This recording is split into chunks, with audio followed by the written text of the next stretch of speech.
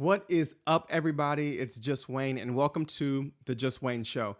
I've been trying to figure out how to do this for literally years, like all the way back to early 2021, where I was like, I got to find a way to pivot. I've been making TikToks, but like, what do we do next?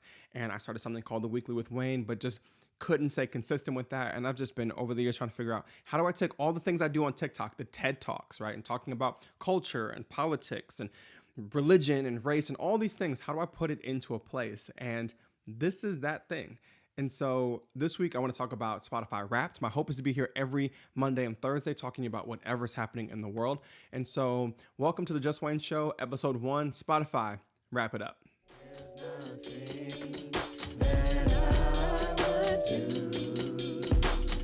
If it means that I'm being seen by you.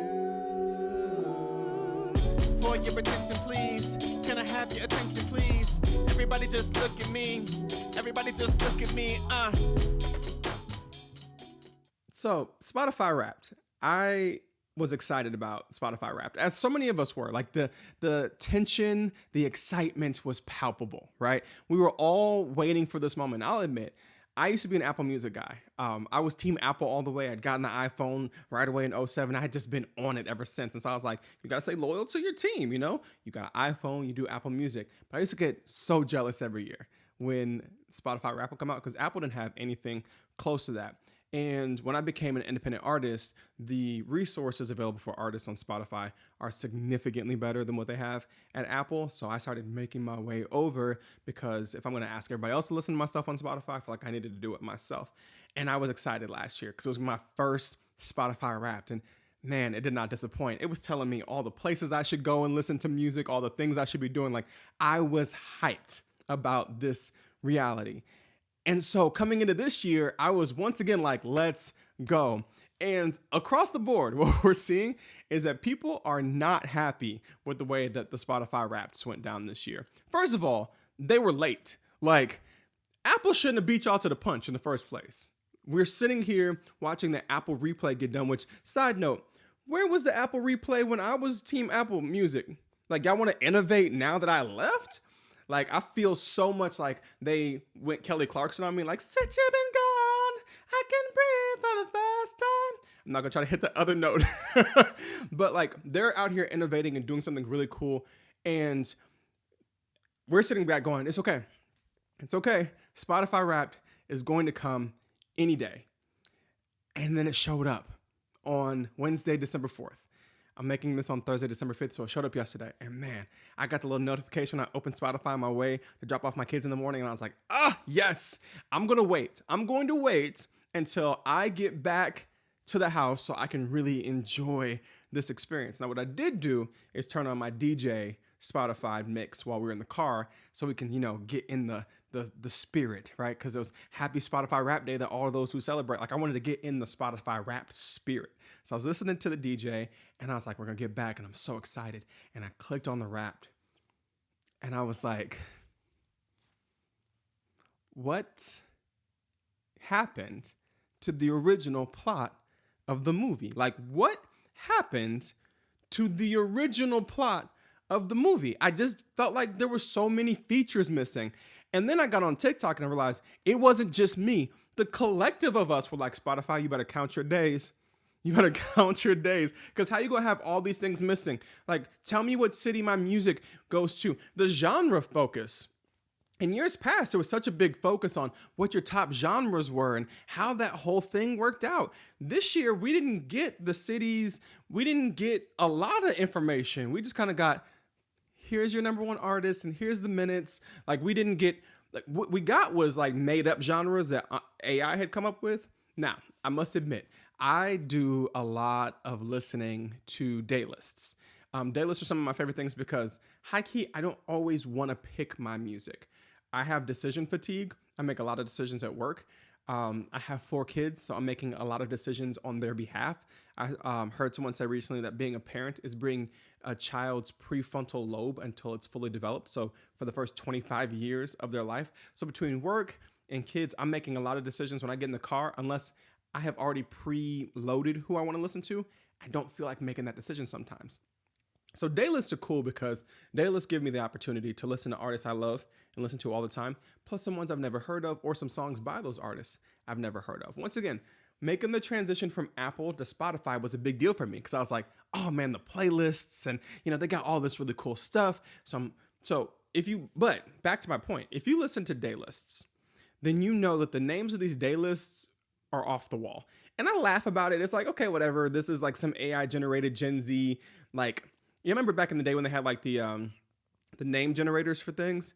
Which also, side note, did y'all know that's how Childish Gambino came up with his name? It was like a Wu-Tang name generator. So I love Childish Gambino. Hopefully one day you'll watch this podcast or listen to it. But it's like the names of the day lists are that. And it's like they decided to take those names and give us those as like, here's what your January was like. Here's what your March was like. So for example, for me, I had bougie, clean, rap, hip hop. First of all, why rap hip hop? I know that should be second of all, but second of all, clean. Now, I'm a church kid. I grew up in church. I was in church since 9 months before I was born until the age of 30. I pastored a church. My dad's a pastor of a church.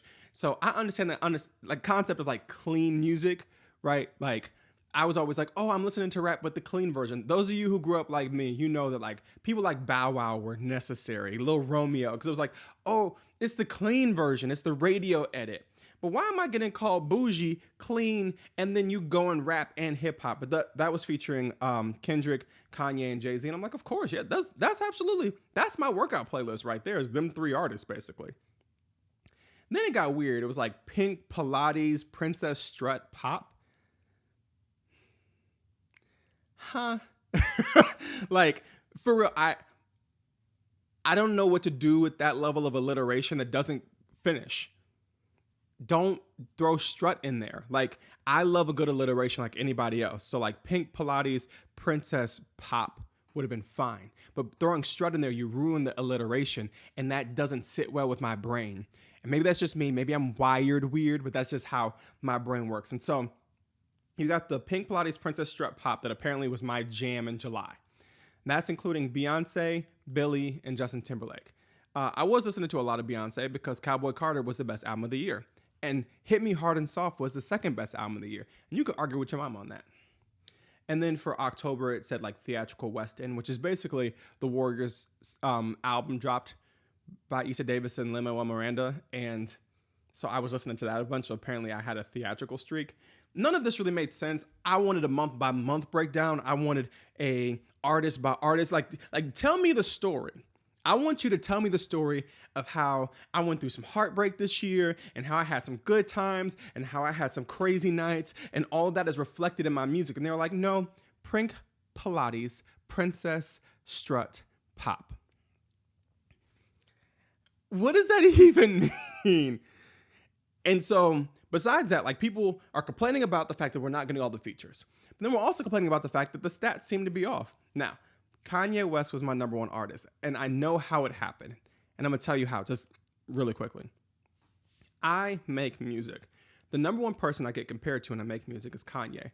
Sometimes when I feel like I'm in a rut, it's in part because I will go listen to My Beautiful Dark Twisted Fantasy, Graduation, or The College Dropout. If you went through my top 100 songs, you're going to see that I listen to Get 'Em High a ton, in part because me and my son like that song. We listen to Graduation a ton because that's like my daughter's favorite album. We listen to My Beautiful Dark Twisted Fantasy, specifically All the Lights into Monster. We love that in my car. And so, but other than that, I was like, man, I thought Childish Gambino might have snuck in there, but he didn't. Like, there was some people I was listening to I didn't feel like got their just due, and that was across the board. People were really trying to figure out how that happened. And then Apple Replay was better. The features, the month-by-month breakdown, the number of artists, your top albums. Tell me who my top albums were at Spotify. Tell me. But no, not only do we not get that from you, but we get to watch Apple do the thing that you used to do. I have to admit that, like, I'm sitting over here looking back at Apple like, you upgraded. Like, we broke up and you got better? You're not supposed to do it. I'm supposed to upgrade from you. You're not supposed to upgrade from me. So while we're trying to figure out our own lists and trying to figure out what went right or wrong there. We're also trying to dig into the top stats, top 10 artists, top 10 songs, etc. Some of them surprised me. The thing that didn't surprise me is that Taylor Swift was named as the top artist globally. This is not surprising. It's not surprising for several reasons. One of which being that she dropped an anthology album this year. I think it was 31 songs between the two albums that came together. And then she also re-released 1989 at the end of 2023, about when those stats started to kick in. And so just from a production and a release standpoint, also she's been on the Eras tour. And so this is like the biggest tour in the world. So on the biggest tour in the world, dropping music, of course this makes sense. And this comes at the same time that Billboard announced that Taylor was the number 2 pop star of all time. And you have folks crashing out on the artist formerly known as Twitter, throwing up statistics and saying, this is how many streams Taylor gets, this is how many sales Taylor gets, no one streamed Cowboy Carter, and so why is this even a conversation? Part of that being that, like, I did. Beyonce was my number 3 artist this year. I streamed Cowboy Carter. I bought the physical album for Cowboy Carter. That is the best album I've heard this year. And Cowboy Carter and Renaissance are 2 of the best albums I've heard this decade thus far. And it's not just because I'm on here wearing a Beyonce t-shirt right now, which I am, and also because it was just these amazing works of art. But when the numbers start getting thrown around and Swifties are going on the artist formerly known as Twitter, trying to throw those numbers and saying, these are the reasons and the rationales that we can say that Taylor is better than any other person because look at the numbers, look at how much she streamed. There's a counter conversation that is also happening over on Twitter in which people are pointing out that there's a movement amongst Swifties where they are in competition to see who can stream Taylor's music the most. I was shocked when I saw some of these folks post their Spotify Wrapped on Instagram. I saw it in some Reddit boards doing research for this episode. And to see the equivalent of 16 hours a day streaming one artist, to see the equivalent of a fifth of the year streaming exclusively one artist, feels like it diminishes the number itself. Now, I want to be very, very clear. No one sold more physical units this year than Taylor Swift. And the tour that she's on and the success that she's finding through Torture Poets is unprecedented. It's remarkable. Speaking specifically about streaming, it is disconcerting to look at a movement and a fan base that is obsessed with running up the numbers in order to guarantee the number 1 spot. It feels like it undermines the greater conversation about the numbers. It makes it as if the capitalism of it matters more than the consumption of art. And this is something that, when you look at it from that perspective, once again kind of taints these numbers. And that's frustrating and unfortunate. Now, I, as an artist, dream of having a fan base that cares that much about making sure that I'm successful. Awesome. Wow.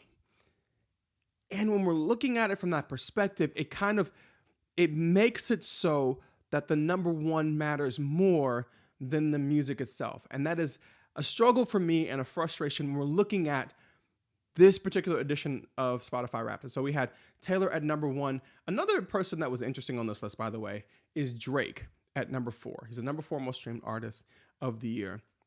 And Drake was the most streamed rap artist. Now, Drake has had the second worst year of anyone in hip hop behind Diddy. I don't mean behind Diddy. I mean like after the year that Diddy. Listen, don't do that. After the year that Sean Combs has had, Aubrey Graham has had an awful year from the perspective of the fact that he decided to get into an altercation with Kendrick Lamar Duckworth, and he misplayed the calculus of rap beefs. He thought for sure that he could get into this, tell Kendrick to come outside, he would be able to punch Kendrick in the mouth and walk away the victor and have the respect of the hip hop community. Unfortunately, the complete opposite happened. Kendrick came outside, knocked him out, stood over him, told his mom, I knocked your son out because he's a punk, and then got the entire neighborhood to crip walk as that man laid there bleeding. Like, that's what happened. And then he live streamed the party they had after he beat that man. That is the equivalent of what happened in this beef.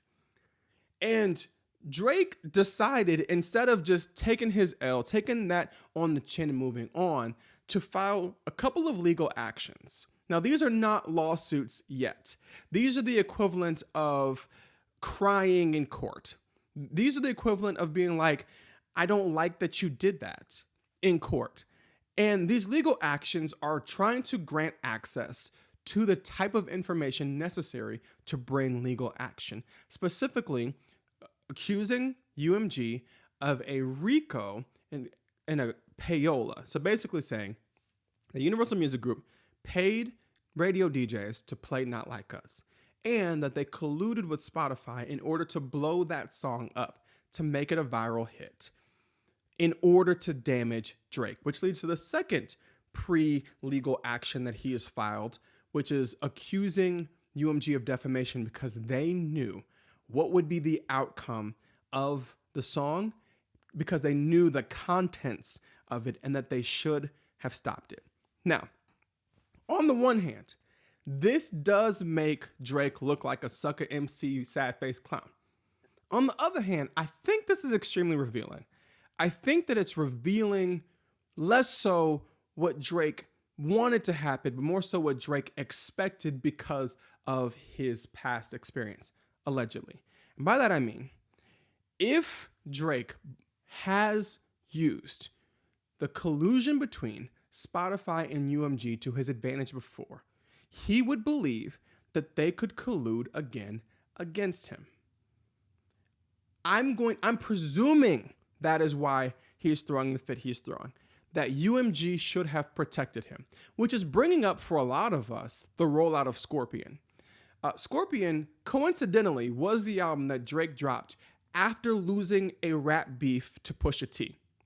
If you don't know, long story short, Birdman didn't pay Pharrell for a beat, and Pusha T felt a way about it, said something. Lil Wayne responded to it. Lil Wayne then got beat by Pusha T in a battle, and then Drake was like, I'll take it, dad. And then he lost to Pusha T in the battle because Drake decided to bring up Pusha T's fiance, and then Pusha T was like, you know you got a kid that you ain't told nobody about. And then Drake got on Undisputed and was like, it was just a level that I was not prepared to go. And so, it didn't feel good in my spirit. There are rules to this, And so in 2018, when Scorpion was being rolled out, after Pusha T beat Drake, Spotify used Drake's picture for every playlist on the platform leading up to the release of Scorpion. Which is weird because some of those playlists Drake wasn't even on. And so here you have every playlist that Spotify is putting out, Drake's on them, on the way to them rolling out this 25-song album called Scorpion, and the single we got with In My Feelings, right? And so that happens, and people are like, is that an example of UMG colluding with Spotify in order to manufacture attention for Drake leading up to the rollout and release of one of his albums? I guess we'll never know. That's what Kanye said. But what I will say is that type of experience and what Drake is alluding and alleging kind of draws the conclusion that there might be some foul play here, which is frustrating because what we all collectively know is that streaming is a game changer. It's all numbers and algorithms. And as an independent artist, I'll tell you that every ad I get on Instagram is like, do you want to grow your artistry? Do you want more people to hear your music? Then you need a Spotify campaign and we'll guarantee you 10,000 streams. I'm like, you can't do that. And then my distribution company is like, hey, Do not use those campaigns because we will take your music off of Spotify if we find out that you're using bots. And so you've got the allegation of collusion. You've got the allegation of using bots. And it taints, once again, the view of what's happening with these numbers. And so it's severely frustrating to recognize that we are all excited about this thing that we get once a year. One time a year, we get this moment where Spotify rolls out this really cool digital experience that tells a story of everything that we've experienced in the last year musically. And we get to look back fondly at the ebbs and flows of who we were and what we were doing when we were listening to that music. And not only does Spotify give us an inferior product that is missing some of the features we've come to know and love, but the product is also in the midst of all of these rumors and conjecture about bots, about payola, about Rico, and about people artificially running up the numbers in order to make sure that their favorite artist is number one. And so while Spotify wants me to think that what happened is that I was involved in Pink Pilates Princess Strut Pop, what I really got when the Spotify Wrapped came out was a stark reminder of the reality that I live in a capitalist hellscape, and that even my consumption of art has been ruined by the reality that both the company that is putting it out, which, by the way, laid off a ton of people, I believe it was 1,500 people in the last year. So the company is undermining this experience, and the fandom is undermining this experience, and now the legality and the question about whether or not there's foul play are all undermining my experience of just listening to music. And all I want to be is Pink Pilates doing a pop strut. Thanks for coming to my TED Talk.